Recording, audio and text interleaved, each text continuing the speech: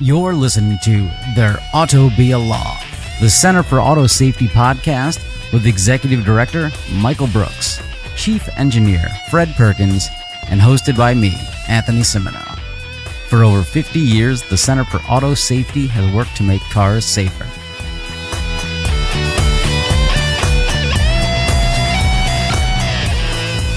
Well, good morning, gentlemen. Good morning, world.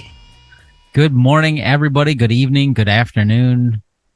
Good traffic driving time. Speaking of traffic, and this is going to be related to a topic we're talking about. So I did a lot of driving the last few days, and I kept having people who wanted to hang out in my blind spot. Three-way highway, I'm in the middle lane. I want to get over to the right, and somebody in the right, they either want to speed past me and race me that way.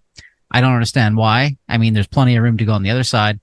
But I had two separate drivers who'd hang out in my blind spot. And I'm like, what are you doing? So I'd try to speed up to get in front of them. And they'd speed up with me. Then eventually I would just take my foot off the accelerator, drift down to God knows what, and they'd get past. Both of them staring at their phones, texting. Not driving a Tesla.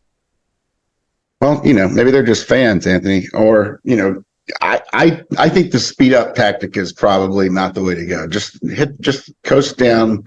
Stay on your brakes and get behind people, especially if they're on their phones. I didn't know they're on their phones until I took my foot off the gas and just let them coast past. Yeah, well, they zoomed past. That, and there's a message for the state of Connecticut and residents there. The speed limit is not a suggestion, okay? The speed limit in that state is 55 miles per hour. Everyone is doing a minimum of 80. What is wrong with you people? I want to live. Hey, anyway. Freedom. Yeah. I don't think that's just Connecticut. Well, Connecticut, home of most insurance companies. But hey, let's look. That's not what this podcast is about. It's not about my personal life. This podcast is about Cruise. And the silly things they do. So Cruise, as frequent listeners to the show will know, I'm a big fan. They updated their robo-taxi software to stop them from crashing into emergency vehicles. I think that's great. From an article. Wait a minute. Yeah. We saw an advertisement a couple of weeks ago that said it never sleeps, it's never drunk, it never loses attention, it's all good, and the world is perfectly fine. How can they possibly improve it if it's already perfect?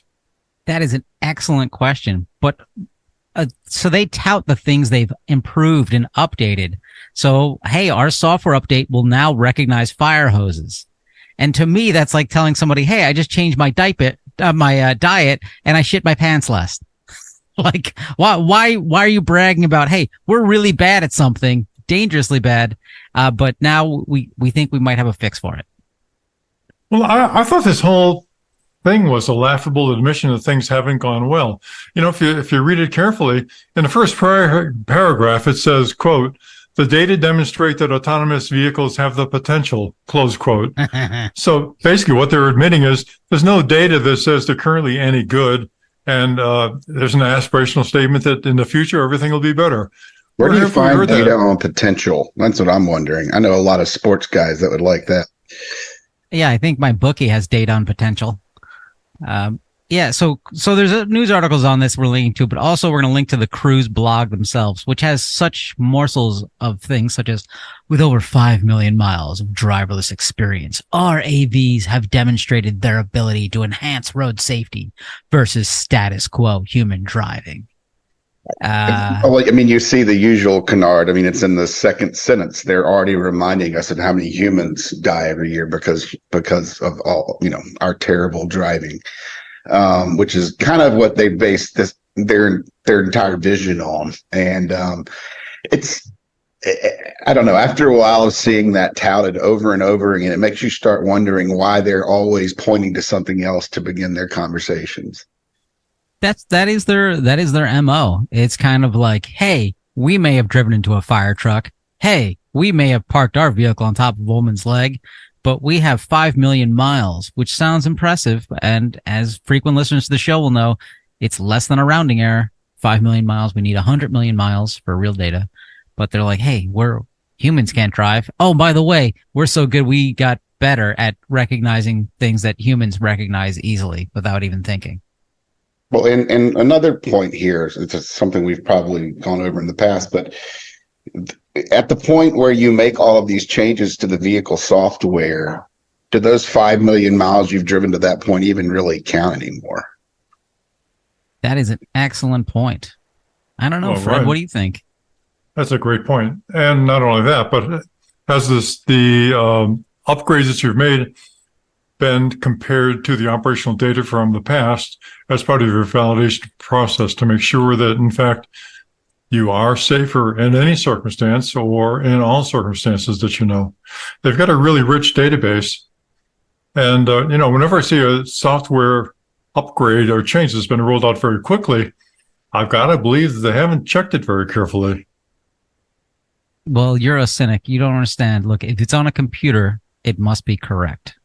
Well, this is also just kind of hauntingly familiar, this type of approach. And Cruise does it a lot more effectively, I think, than Tesla, but it's a similar process of saying, oh, there was a problem. We fixed it. Trust us. And none of us have any way of verifying whether or not anything, either Cruise or Tesla or really anyone who's doing a software patch tells us. So there's a bridge there, I think, that needs to be created. There's a gap there, I should say, between the public understanding and public confidence and public trust about these issues and what we're being provided. And, I think until that bridge is created somehow by companies that are pursuing these types of technologies, you're going to continue to see consumers be skeptical about the process. Yeah, I think GM Cruise is kind of like Lucy holding the football, and we're Charlie Brown as the public. And hey, she's going to let us kick it this time. And we go for it, and they're like, nope. And then they blame somebody else. It's a strange situation. One of their other things they talked about in their blog posts, they start off one paragraph with, although incidences are rare, but hey, as we've pointed out, what do they interfere with emergency vehicles? What is it? 145,000 times greater than humans do? What was the math on that? Some number like that. Yeah. This is how annoying this is. Fred's just bored with this conversation already. He's like, it's just more GM Cruise bullshit.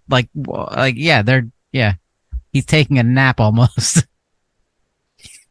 I don't understand their management. I mean, how can they let this go on? They're just digging themselves into a deeper and deeper hole. Well, until the point at which all the cars save us from ourselves. Right. Maybe that's it. Yeah. That could be it. I mean, they're still down to half their fleet size in San Francisco. Right. And San Francisco is still trying to get them off the roads entirely. And then there's a little known agency called NHTSA. And they came out with a report that suggests cruise vehicles are encroaching on pedestrians present in or entering roadways. It's a weird word, roadways, including pedestrian crosswalks in the proximity of the intended travel path of the vehicles.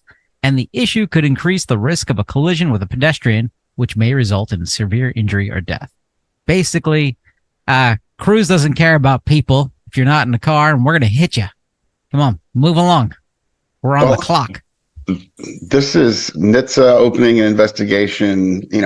I would have to guess based on timing that is somewhat triggered by the incident we talked about a few weeks back where the pedestrian was struck by a non-cruise vehicle, Nissan, tossed into the path of the cruise vehicle, and was trapped under the cruise vehicle. There were, I believe, 2 or 3 other cases that were cited by NHTSA. 2 came up in SGO reports that were summarily deleted from NHTSA's site. We haven't been able to locate them again, but it was I believe both of those were from San Francisco. So it's NHTSA investigating another autonomous system that, in this situation, in a lot of the Tesla investigations, Tesla's come back and said, oh, we fixed that with a software update. And NHTSA has kind of said, well, okay. I wonder if in this case they're going to, verify if they're going to establish, new parameters for the operation of Cruise. They do have the authority to do that sort of thing. It's interesting to see what's going to happen with this, but it's the second investigation that's been opened by the agency into Cruise, and the first, I believe, was resolved with a software update of some sort. So we're talking about 300 vehicles. So it's a very small population compared to what they're used to dealing with there, but it's a very important population because, autonomous vehicles, where we think that the focus of the agency from an enforcement perspective is going to be for the next few years as these things are deployed. And so seeing them respond quickly to things like this is important. So, I'm glad they've opened the investigation, but, as usual, the proof is in the pudding. So we'll see what happens here. So soon enough, we're going to see a blog post from Cruise saying, we've updated our software and we can now recognize most humans and try not to hit them. Lastly, on one of their updates, they said, hey, we've made it easier for emergency responders to get in there and move our vehicles when they cause problems at a scene. One, why are you making these guys and gals work harder in an emergency? Human driver, their safety driver, they can move the damn thing. But two, how do they move a Cruise Origin that's got no wheels, got no steering wheel, it's got no accelerator pedals, got no brake pedals? They're just gonna, hey, let's let the fire go. Let's get the biggest people here, and we'll just pick this thing up and move it. Like, they didn't give a lot of detail on that. I don't know what their thoughts are. Maybe it's a leash. Ooh, maybe it's a leash. Hey, Kyle, come on, tell us how you feel about leashes. Well, it could be, but easier is not easy, right? There's a long way between easier and actually getting the job done. Well, let's, continuing along this thread of cars and software. And hey, we just released an update that made it better. Kia. I mean, we've talked about Kia, Hyundai quite a bit, and how easy it is to borrow one temporarily and leave it parked outside my window for hours idling. So they released a software patch for this, and then Kia's like, hey, that software patch we released? We need to patch that software patch. In a link we have to autoevolution.com. Kia started sending out letters to a bunch of its customers to inform them that an updated anti-theft software upgrade is now available at no cost. So kind. The reason is as simple as possible. The original patch needs a patch, as the updates did not resolve the glitch as expected. That's like, the dog didn't quite eat my homework. I think Kia might be using the same PR company as GM Cruise. I'm not really sure, but this whole situation has been disappointing. I mean, we've known that there were some issues with the software patch. We've speculated that it was rushed out in response to insurance industries, coming out a number of insurance industry players and saying they weren't going to cover these vehicles anymore if something wasn't done earlier this year. And the software patch came out, and we've fielded complaints from consumers who said, well, I've got the software patch and it's not, my car's stolen. And there are also consumers who had vehicles that couldn't be patched. So we were anticipating an update at some point, but this suggests that as we suspected, there were some issues with the original patch, and now everyone has to basically do it again, at least in these certain models of vehicles. We're not sure how many vehicles this applies to. We don't know which years and models it applies to because it's not a recall, and there is no public information out on which vehicles are going to have to go back in for an update. So at this point, as of October 12th, I believe, we saw a letter that was a petition to NHTSA yesterday that has documented, I believe, around 42 deaths and over 100 crashes, over 100 injuries, 44 deaths, 132 crashes, and 126 injuries directly related to Hyundai and Kia thefts. So that's a number that's big. It's continuing to grow. This really isn't stopping. It's apparently going wild on Instagram now, in addition to TikTok. The hack allows for these vehicles to be stolen, and NHTSA's still sitting there saying apparently that they don't have any authority to do a recall here or to jump in and make sure that the software updates are done right or that they reach all the owners that they need to reach. So we're ultimately in a very similar situation here as we are with GM Cruise. You're being, Hyundai and Kia are saying, trust us, this one's going to be right. This one's going to fix things. And then, We may see it roll out, in the last 6 months. I think it rolled out to about 20% of their fleet since it came out, which is just not good enough to stop these thefts in the first place. So there needs to be a new coordinated effort between the DOT, Hyundai, and Kia to get a good software patch out there, fix this problem once and for all. And, from NHTSA's perspective, develop regulations going forward to address this situation and the tension that's here between cybersecurity and vehicle theft. If you can't protect vehicles from this type of thing, how are we going to protect the vehicles in the future from more advanced thefts and attacks? I'm going to put out something a little controversial. I know, I'm getting a little nervous here. Michael's like, oh no, what is he going to say this time? Software is hard. Software is hard to do. And we look at it, Kia, they're a big company. Bad software that came out there. GM Cruise, they're ostensibly an auto manufacturer. They're upgrading their software. Tesla, same thing. You look at Apple and Microsoft, who are software companies.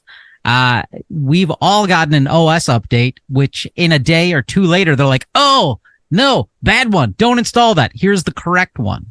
So if you have very large companies that are focused on strictly software, they can't get it right. Why would we think that some autonomous vehicle company run by somebody named Kyle would get any of this right?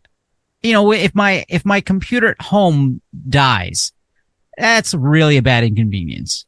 If the software in my robo-taxi has a glitch, people can die. And without any regulations, this is just going to happen more and more because software is hard. And unlike Fred's, what he says, and he believes, everything will not be all right in the future. No, I'm just kidding. Of course it will. Hey, there's another problem. We talked about this before. Excuse me. But every simulation is doomed to succeed.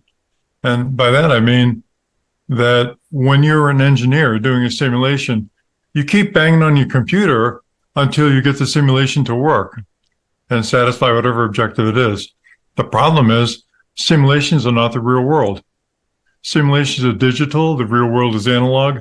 Whenever you make a digital simulation of the real world, you are creating an abstraction which does not have anything like the same degrees of freedom as the real world.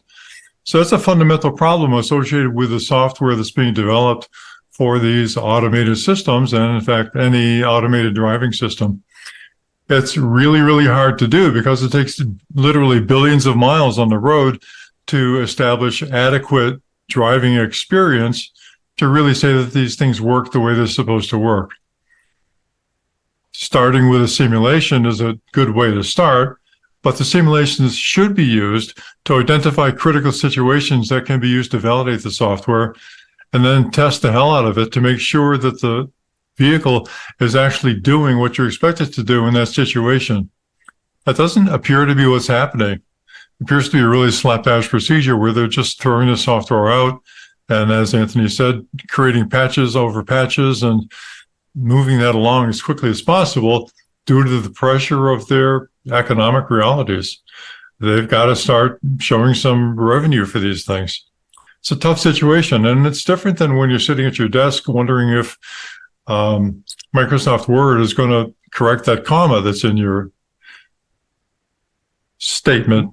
That you're wondering how to format your document. It's different when it's driving a car. Well, so you're under the impression that perhaps GM's spending $2 billion a year on GM Cruise might cause them to rush things a little bit. Is that what I'm getting at? Yes, and that's not nearly enough.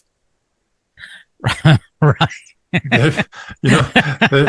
They've got to start working on the real cars and real situations and real critical traffic situations that they can replicate on the proving ground. They invested in the proving ground. They should use it. They shouldn't use San Francisco as a proving ground for unqualified and unverified software. Sorry, I'm a proud Luddite, but that's just the way things should be. Now, I'm very happy that you clarified that the proving ground should not be a city with actual humans in it. Agree 100%, because unfortunately, that's what Cruise and Waymo have managed to get away with. But, it's because there's weak laws, and continuing with maybe laws could do something good in the world. What do you think? Do you think we had proper legislation that might reduce crime, might make things better? Well, the state of Hawaii has shown that it does, because Hawaii passed a law in 2022 classifying theft of a catalytic converter. And correct me if I'm wrong. That's when you can buy like a GM Chevette and you get the catalytic converter, and now it's a Cadillac, right? That's what a catalytic converter is? Okay, good. That's why they're so valuable. Yeah, okay, good. I mean, yeah. So the theft of a catalytic converter is a Class C felony. And another law that came in at the start of 2023 that clamped down on the sale of the parts and their components. Under the new law, people in Hawaii looking to sell catalytic converters must now show photo ID, your Costco card might work, sign a form saying the converter wasn't stolen, and meet a few other essential requirements, which is great. And so it turns out this has dramatically reduced the theft of catalytic converters in the state of Hawaii. I have another theory is, there's only a limited number of cars in the state of Hawaii because you can't drive out of state, and they've stolen all of them already. They've all been stolen.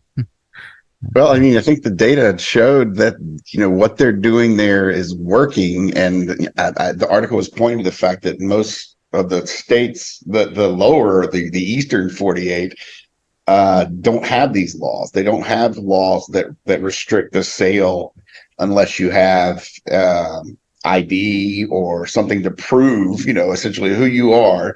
And that type of restriction basically eliminates the chance that we're going to see, the type of massive crime rings that have sprung up around this business. I think it was in Philadelphia. There was a crime ring in the Northeast that was busted about 6-7 months ago, I think. And they have, seen their rates of catalytic converter theft drop dramatically, almost by half, since that unit was eliminated. So there's, between the enforcement, making stronger laws around the theft of catalytic converters, but also restricting the sale and the transfer of them between parties who are probably a little shady.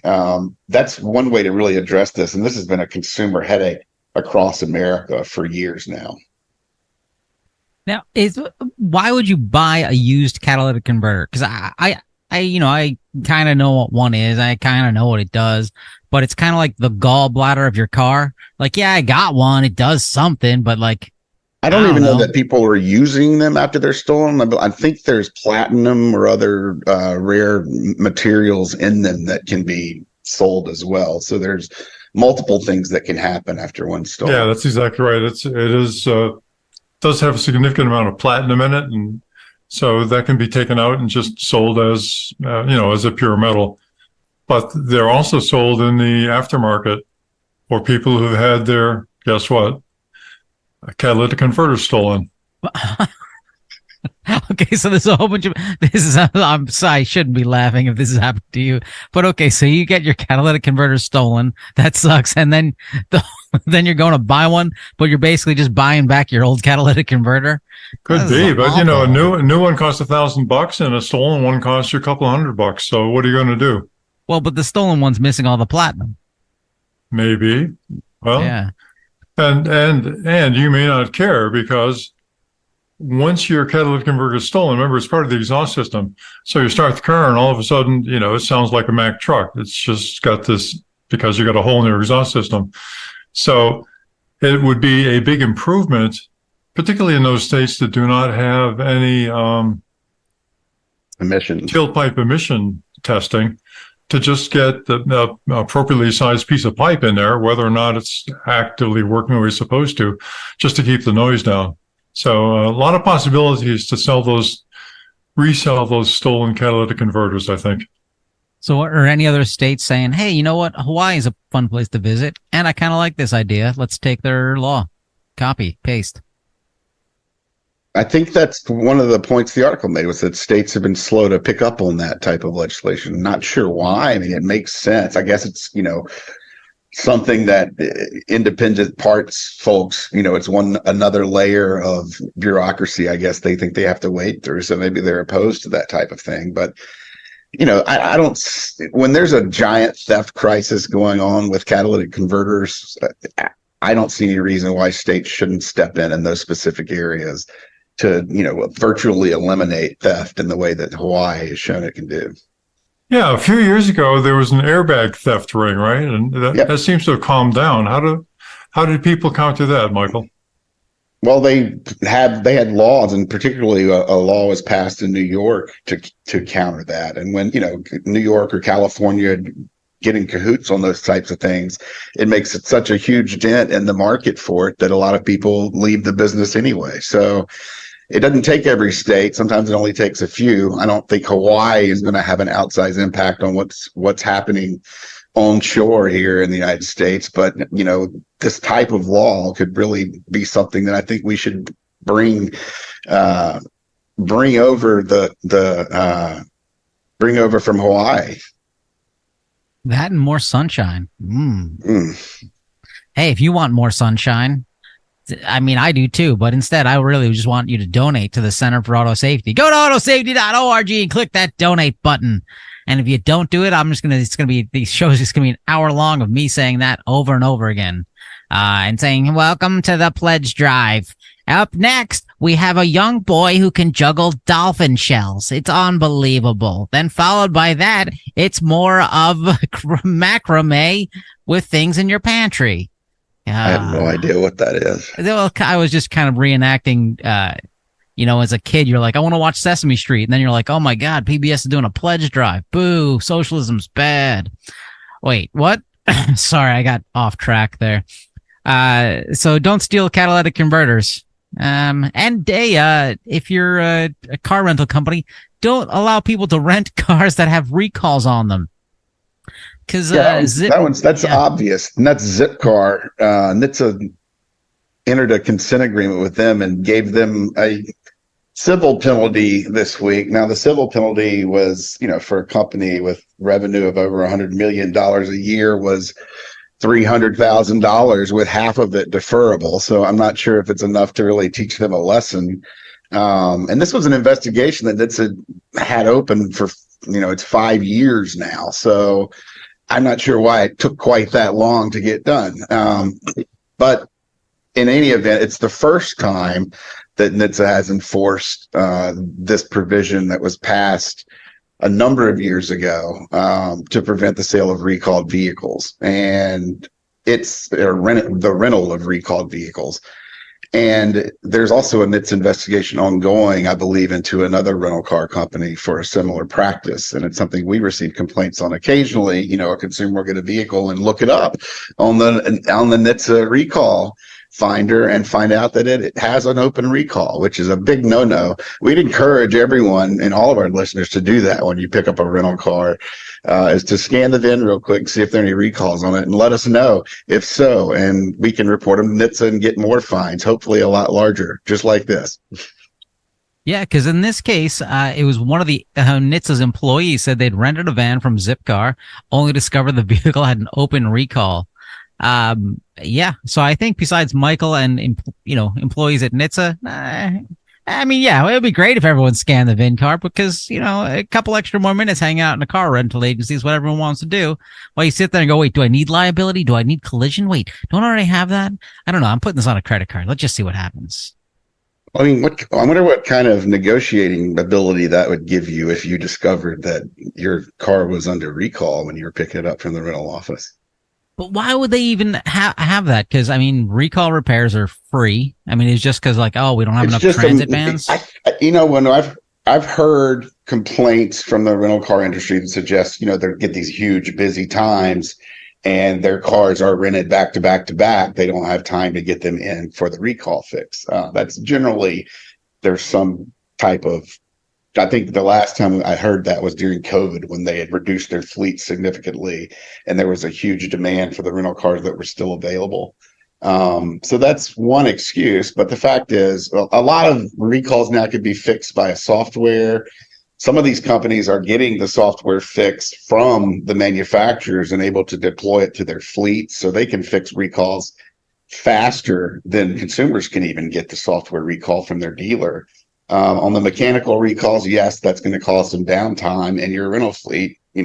That's something you probably could have calculated on the front end, because every fleet's going to have vehicles that are out of service for some period of time for safety recalls and maintenance. So there's really no excuse there. I think generally, they were just allowing vehicles, under recall that have a small chance, but still a significant chance of being defective and hurting someone or killing someone. They just didn't find that it was, it made sense for them, and from a business perspective, to keep a tight lid on that. And after the law was passed, I'm hoping that they, besides it now being illegal, that they are understanding that they need to patrol the VINs in their fleet, to make sure that there aren't recalls being sent out on the road. Yeah, that should be an easy fix, because they have all that information, stored in a database somewhere. Can easily have that. Yeah, I think it's easy to check. And rental fleets can access some of the Carfax and NHTSA tools around recalls and bulk check their VINs in their system daily, hourly, however quickly they'd like to. So it's not an overwhelming burden on them to figure out whether or not a vehicle is recalled. Really, it's just a matter of getting it to a facility for a repair that compromises most of the time that a vehicle wouldn't be available to rent. Hey, what we rarely talk about on the show that I want to spend some time talking about? It's been a long time. Autonomous vehicles. Yeah, I can't get enough of it. I'm getting back to it. Okay. J.D. Power and MIT. I've heard of one of those. One of them gives out little awards. They put out a white paper saying that people are turning against autonomous vehicles, that basically the public is like, they've had 2 years in a row of declining their impression of them. And some of it is the quote unquote negative news cycle. But they kind of glance over the fact that the negative news cycles caused by them parking their cars on a woman's leg and driving into fire trucks and, things of that nature. But it's fascinating, because I think before we started this show, I would have imagined that, one, I'd never have touched steering wheel again by now. Two, everyone would love an autonomous vehicle. And three, I would be taller. But none of those things have come true. No, but Anthony, it is not a coincidence that confidence in AVs has been declining ever since we started this podcast. Sorry, I was thinking of something else. But was this surprising to the two? Why even follow that question up with you two? I don't know. I mean, the most interesting thing about this to me were that I think it was around 55%, 54% of the responders thought that fully automated self-driving vehicles are either ready for purchase or lease now or will be in the next 3 to 4 years, which right. I think is insane. And I think it really points to the fact that most people don't understand what fully automated self-driving vehicles means. A lot of those percentages seem to suggest folks who either think that Teslas are fully self-driving or that the Cruise and Waymo experiments that are ongoing are somehow fully automated and are going to be ready to buy, which is wild. But yes, I think that, a lot of the negatives of autonomous vehicles have come to the fore over the last couple of years that the survey covers, particularly in San Francisco and now moving to other places. So it's probably to be expected. There's a gap in public understanding. I think that's pretty clear as to what these vehicles are and, what the companies that are behind some of the testing that's going on haven't really shown those same people how this stuff is going to work and how it's going to be safe and that type of thing. So we're all still kind of waiting for some really good evidence that what their product is going to actually save all these lives that they claim are going to happen someday in the future. And right now we just don't have that yet. And I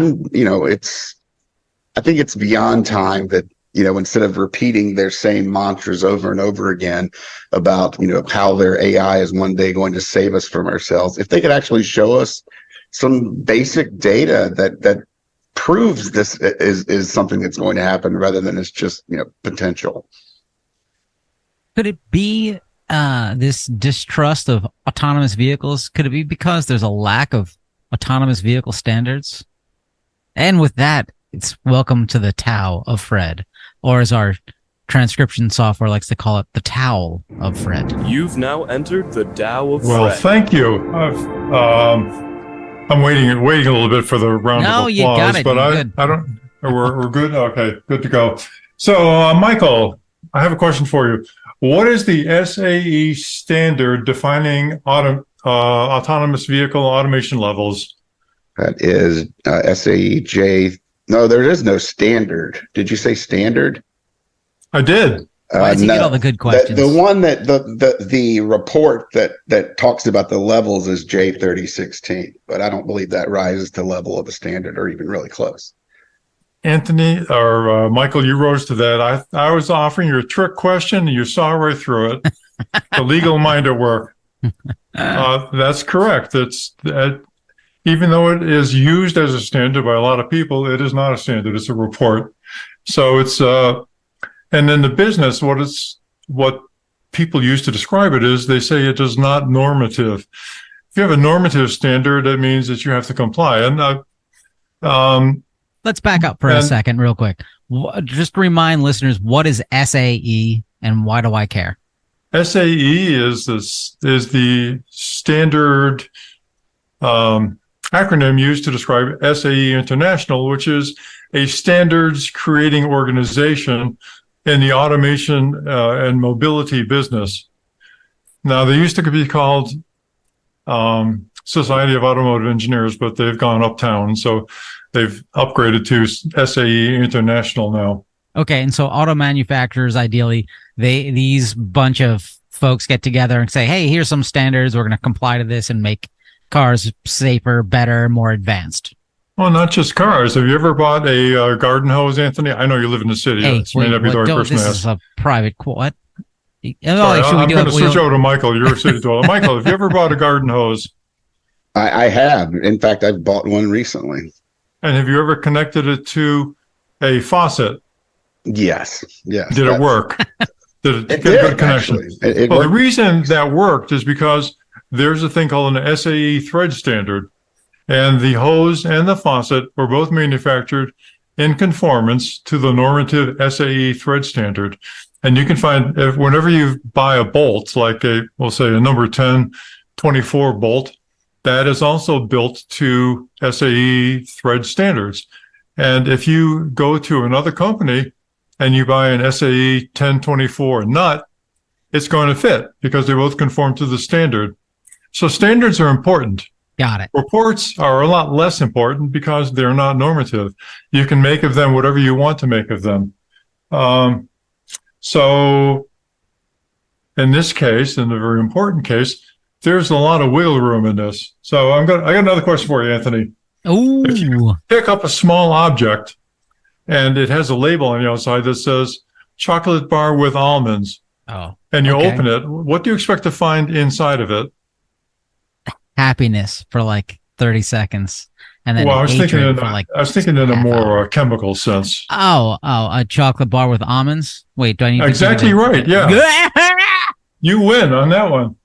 Okay, so there's a critical parameter in the report Michael correctly identified, which is often mistaken as a standard, called the minimal risk condition.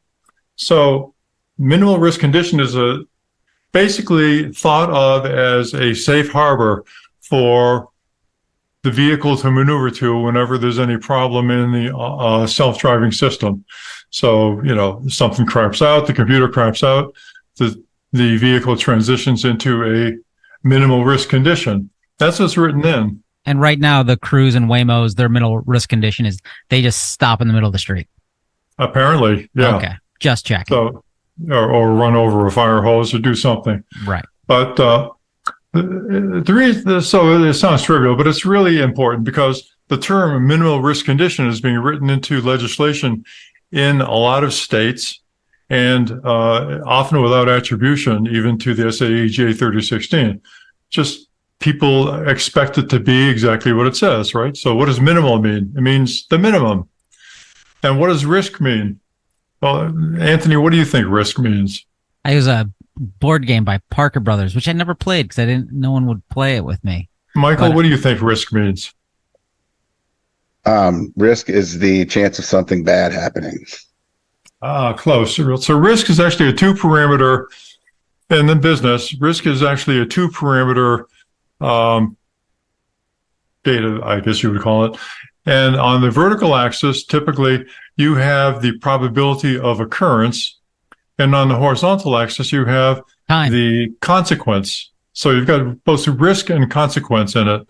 Okay, so if you're in the upper right-hand corner of that, you got a real problem because you have a high risk, you've got a very probable occurrence with a lot of consequence. If you're in the lower left, low risk, low probability of happening. So, right, low probability, low consequence, you're in a good shape. Unfortunately, the minimal risk condition never defines the word risk. So risk means whatever you want it to mean when you're developing the car. Minimal means minimal, right? It means the lowest. Unfortunately, if you go to the definition, the minimal risk condition only refers to reducing the risk of a crash. Okay, so think of a convertible car that's going over a cliff, a la Thelma and Louise, with the doors open. If you close the doors before you go over the cliff, you have technically satisfied the requirement to be in a minimal risk condition. It doesn't address the underlying fact that you're hurtling over a cliff, but you've achieved MRC. And people, wait, no way. That's insane. Well, It's also my wife's favorite movie. It's based on once you're off the cliff into the air, right? Yeah, So well, you've reduced the risk as you reduce the risk as you go over the cliff. Right. Oh my! What Right. if I took my seatbelt off? I'd increase the risk. Ideally, your minimal risk condition calculation would have been made, 20 seconds earlier when you were still on the road. Yeah, ideally, but Okay. I'm just saying it means whatever you want it to mean because Got it only says you're going to reduce the risk. Okay, and so again, you've got the problem of risk versus hazard. So when you're trying to reduce the risk, does that mean that you're making it less likely to occur, or does that mean you're reducing the consequence?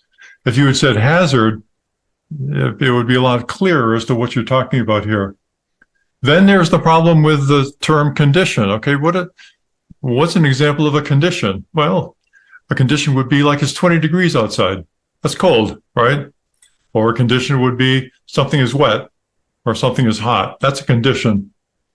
A condition is not a procedure. And when you look at the definition of minimal risk condition, it says a condition to which a user or an ADS may bring a vehicle. So you have to make a decision, right, as part of that. Are you going to do it or you're not going to do it? The definition here allows you to optionally do it, also optionally not do it. So you can do nothing and it can still be in conformance with this definition of minimal risk condition. Okay, so that's a procedure. It's not a condition. So the problem with the definition of minimal risk condition is that A, it's not minimal.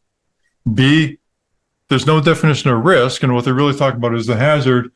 And C, they're talking about a condition versus a procedure. And a procedure is not a condition.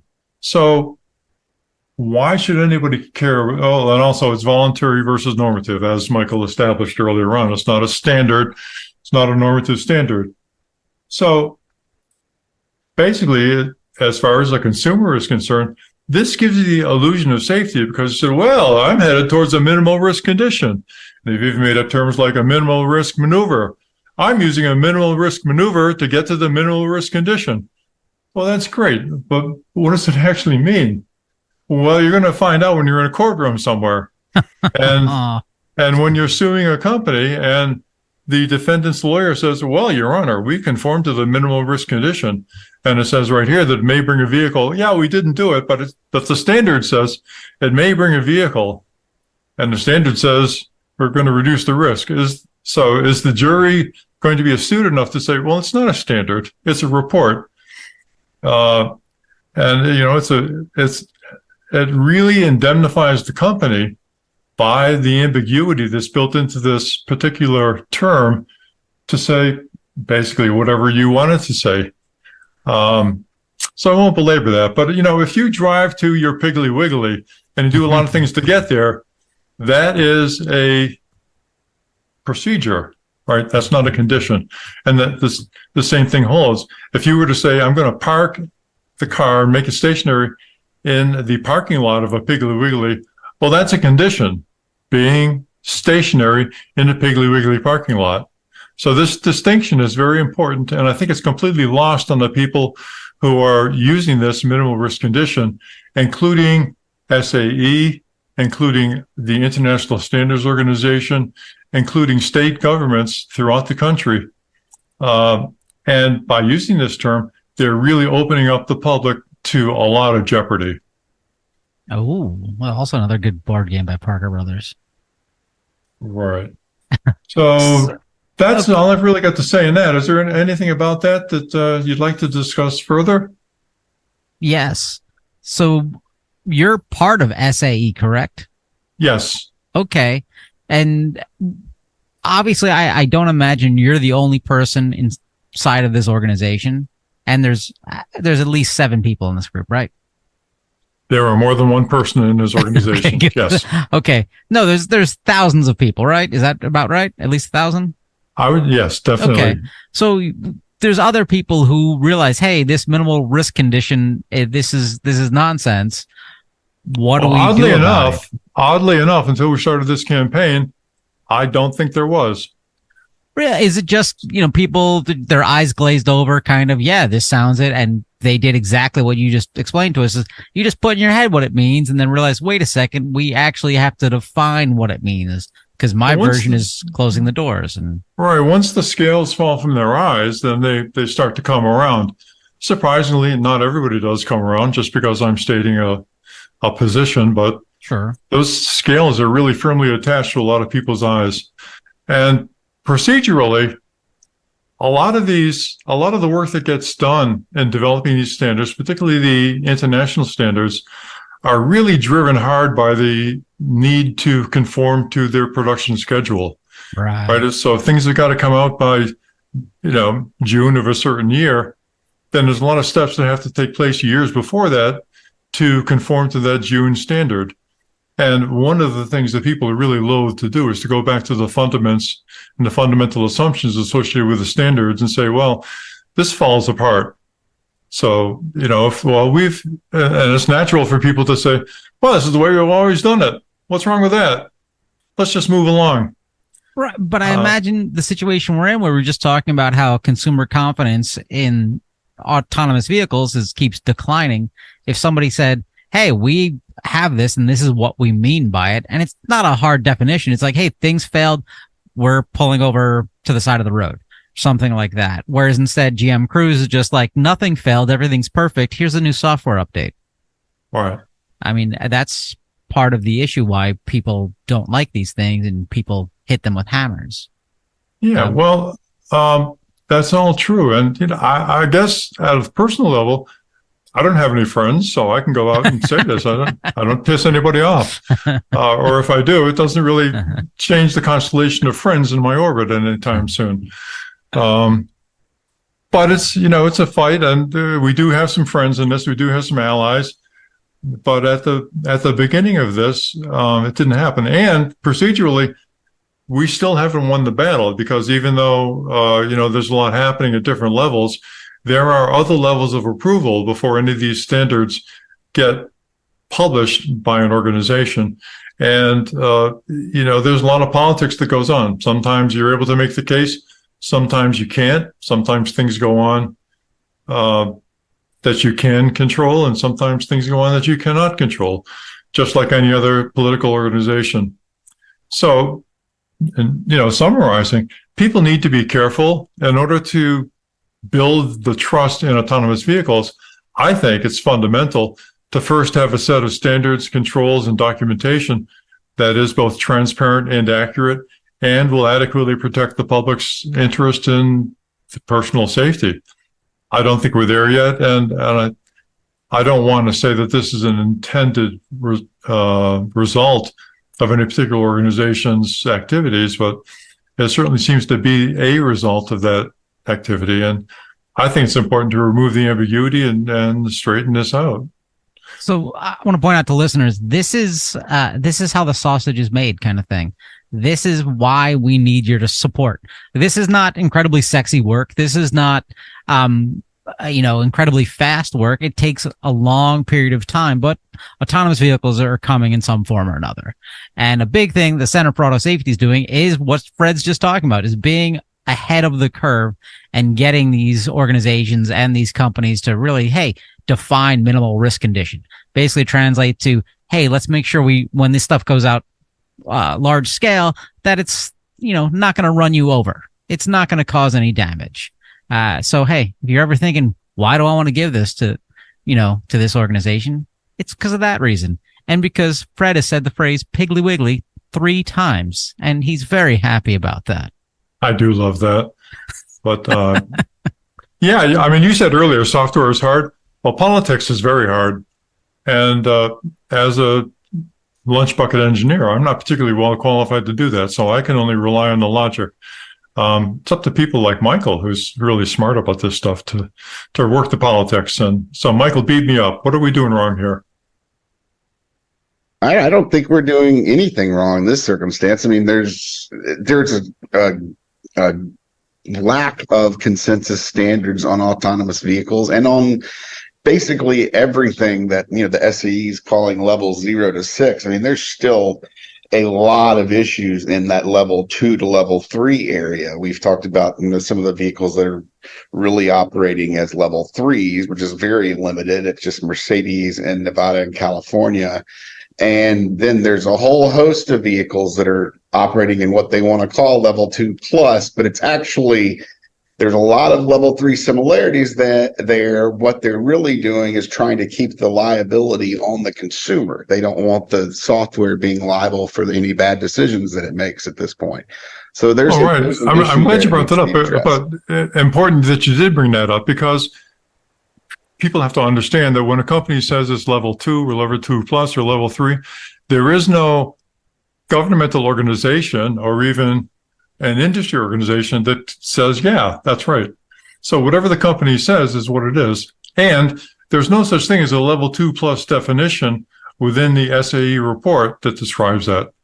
As Michael said, level 3, for example, says the sustained and is defined as conditional driving automation, the sustained and ODD specific performance by an ADS of the entire DDT, with the expectation that the DDT fallback ready user is receptive to ADS issued requests to intervene, as well as to DDT performance relevant system failures and other vehicle systems, and will respond appropriately. Well, that sounds pretty good, but there's nothing in there about safety critical failures. And what duration qualifies as sustained? The report is silent on that. It says use is receptive to ADS issued request to intervene. What the hell does that mean? What is the report never defines receptive. We don't know what it means. So when somebody says, well, we're level 3 in conformance with J3016, all that means is nothing. It's whatever they want it to mean.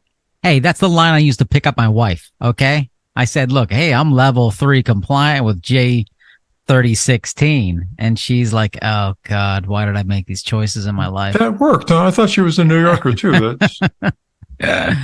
Oh, okay. So listeners, SAE, if you want to buy a nut and a bolt, way to go. Autonomous vehicles, they're a way to go.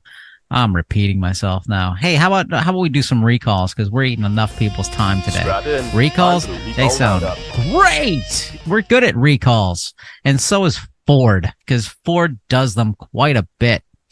Ford Explorers 2020 to 2022. We're talking 238,000 vehicles. They are equipped with a rear axle bushing, part number, blah, blah, blah, and the following powertrains, blah, blah, blah. I blah, blah, blah, because it's just, too much.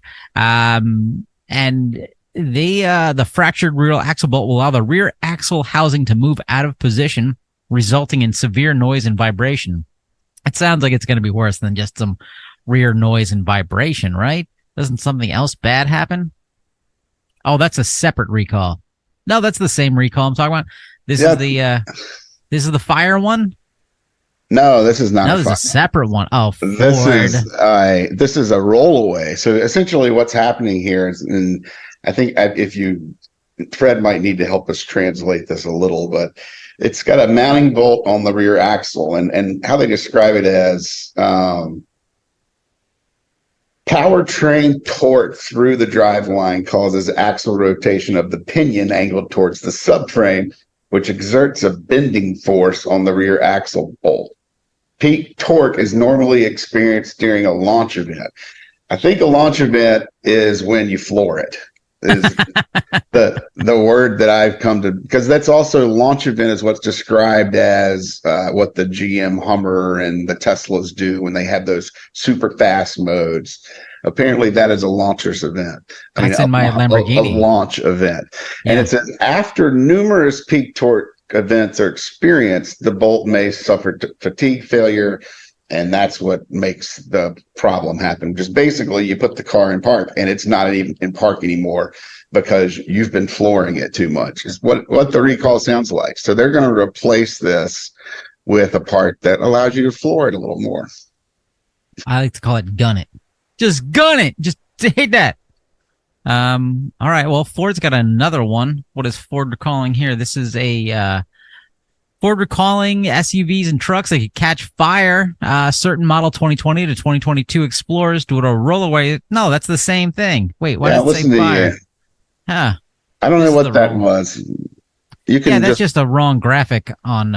Ford did have a recall this morning on their the Mach-E vehicles. Those were, I think they were recalled last year, or there was a service campaign on them to fix the battery. It was on these extended range electric Mach-E vehicles, and they're having power failures. And NHTSA opened up a query into that, and it looks like just this morning Ford submitted a 573 on that recalls the Mach-E's with the extended range battery. What is a 573? A 573 is a safety recall report that is filed with the DOT when a company decides to conduct a recall. Ah, got it. Okay. Next up, Tesla. You guys ever hear of that company? Almost 55,000 vehicles. The 2021 to 2023 Model X. On certain ones, the vehicle controller detects the sensor voltage that indicates brake fluid level may not have a sufficient threshold range at low fluid levels. This may result in non-compliance with FMVSS 135 section 5.5.4. Yeah, so basically it says, hey, our brake fluid level sensor is wrong. Yeah, and that's non-compliant with the motor vehicle safety standards, and they have to fix it. In this case, all you have to do is upload your latest full self-driving beta software release to get it. Right, that's what they're saying. Software release 2023.32.7 or later corrected the condition by correcting the vehicle controller set threshold range at low. Is anyone still listening? And then the last one we got here is Cruise. Again, we've already touched on Cruise and how NHTSA is investigating them. This is prompted by, this is my favorite part of this ODI investigation. It says prompted by SGO and social media reports. The Office of Defect Investigation, I need like a superhero soundtrack behind when I say that, has received reports of incidents in which automated driving systems, equipped vehicles operated by a Cruise may not have exercised appropriate caution around pedestrians. So this is just a follow-up to what we talked about earlier, whereas there's a fun video. I'll see if I can find a link to it where these people, they're walking across the crosswalk. They're doing the right thing. They stop the crosswalk. They look both ways. It's a couple adults and some children, and they're walking through, and the Cruise is just like, I bet I can get them. How much for the kids? $5 a kid? They just gave them dirty looks, but you're just giving dirty looks to a robot. And the robot didn't care. Robot kept going. And that's okay. I guess that's how we're gonna end the show because two of them were just speechless there. Oh, Yeah. I just wanted to go back to one thing you were talking about earlier when you told our listeners that I was getting bored with this. So I'm not. So, okay, the statistics from NHTSA are that there is approximately one vehicle failure that causes a death every 2 billion miles with a B, 2 billion miles, something like that. So knowing that injuries, the ratio of injuries to deaths is about 10, this means that there is roughly one in every 200 million miles driven injury associated with the operation of the vehicle, okay, for a standard vehicle. So now we look at the experience in Cruise, which has had how many now? 77 something incidents of an out of control vehicle. It wasn't out of control. It just was, it made a different choice.